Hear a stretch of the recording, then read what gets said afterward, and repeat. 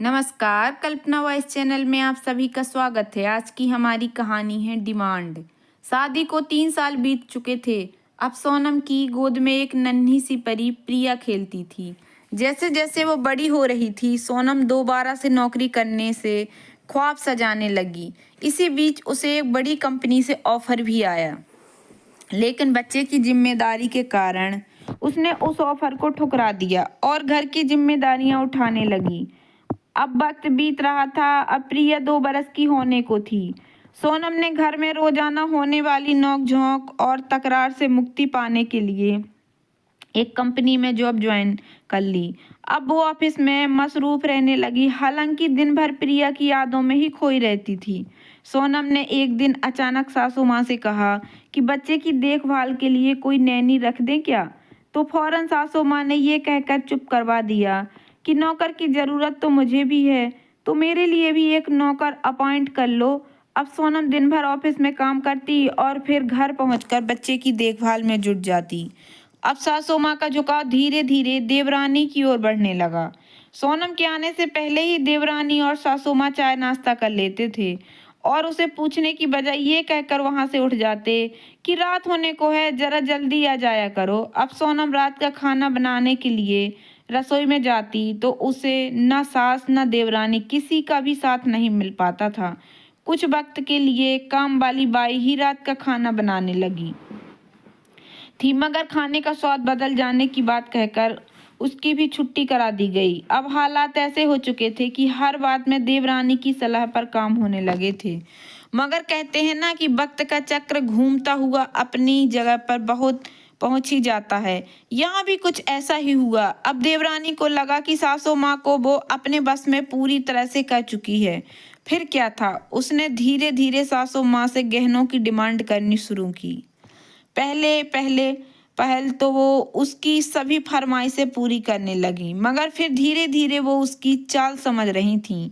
एक दिन जब सोनम ऑफिस से लौटी तो सासू माँ अकेली बैठी थीं और कुछ परेशान लग रही थीं। जब पूछा तो बोली कि छोटी बहू मुझे मेरी चेन, सोने की चेन वापस नहीं लौटा रही है और मुझसे बार बार हीरे के झुमके मांग रही है।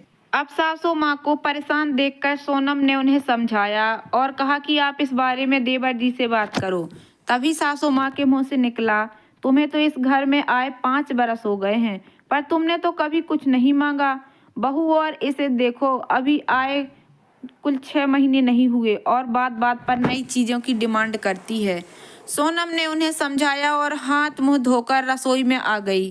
तभी सासू माँ भी फौरन रसोई में आईं और कहा, जाओ तुम प्रिया के साथ कुछ वक्त बिताओ।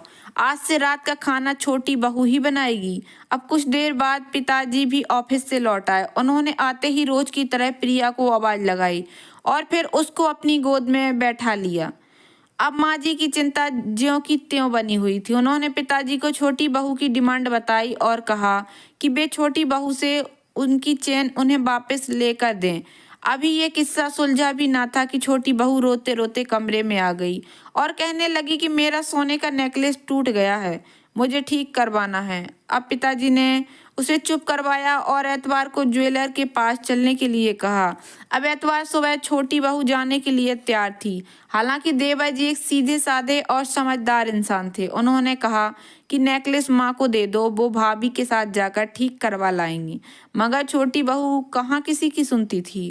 वो कड़े शब्दों में बोली, भाभी क्या करेंगी जाकर, मैं चलती हूँ माँ जी आपके साथ। शादी के बाद सोनम को लिए बगैर घर का कोई गहना नहीं खरीदा जाता था। अब सोनम ने माँ जी को इशारे में समझाया और छोटी बहू के साथ जाने के लिए कहा, लेकिन पिताजी नहीं माने। अब ज्वेलर के पास पहुंचते ही उसको पहले टूटा हुआ नेकलेस दिखाया तो उसने बताया कि ये खुद से तोड़ा गया है। मगर छोटी बहू कहाँ किसी की बात मानने वाली थी। उसके मन में तो हीरे के झुमके लेने की लालसा थी। सुनार ने बोला, ये जुड़ तो जाएगा मगर कुछ पैसे लगेंगे। तभी माँ जी ने कहा कि बहू तुम्हें हीरे के झुमके लेने थे ना, तो तुम इसके बदले एक चेन और झुमके ले लो। मगर छोटी बहू कहाँ मानने वाली थी। वो सुनार से कहने लगी, आप इस सेट को बना दो, हम अगले हफ्ते ले जाएंगे और मुझे हीरे के झुमके दिखा दो। अब ये बात माँ और पिताजी को थोड़ी अटपटी लगी। उन्होंने कहा कि बहू अभी तो हम इतने पैसे नहीं लाए हैं, अब छोटी बहू आग बबूला होकर वहां से चली गई।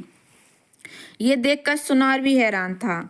अब सभी घर वापस लौट आए और परेशान थे। तभी सोनम पिताजी के पास गई और बोली, पिताजी ये मेरे हीरे के झुमके हैं और ये वो सोने की चेन है जो प्रिया के जन्म के वक्त मुझे मेरी माँ ने दी थी।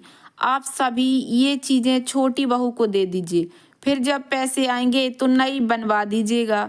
पिताजी तो पहले से ही सोनम की खूबियों से वाकिफ थे, मगर सोनम की ये बातें सुनकर सासू माँ भी खुद को कमजोर और छोटा महसूस करने लगी। तभी पिताजी बोले, सोनम बहू मेरे घर का एक मजबूत स्तंभ है जो हर परेशानी में मजबूती के साथ खड़ी रहती है। पिताजी ने सोनम को अपने पास बुलाया और कहा कि बहू अपना सामान तुम अपने पास रख लो। जहाँ तक बात छोटी बहू की है तो अगर मैं चाहता तो उसकी सारी डिमांड पूरी कर सकता था, मगर उसके अंदर विनम्रता, प्यार और आदर का भाव मुझे अब तक नजर नहीं आया।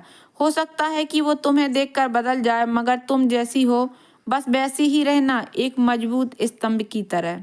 तो दोस्तों, कैसी लगी आप लोगों को मेरी ये छोटी सी कहानी?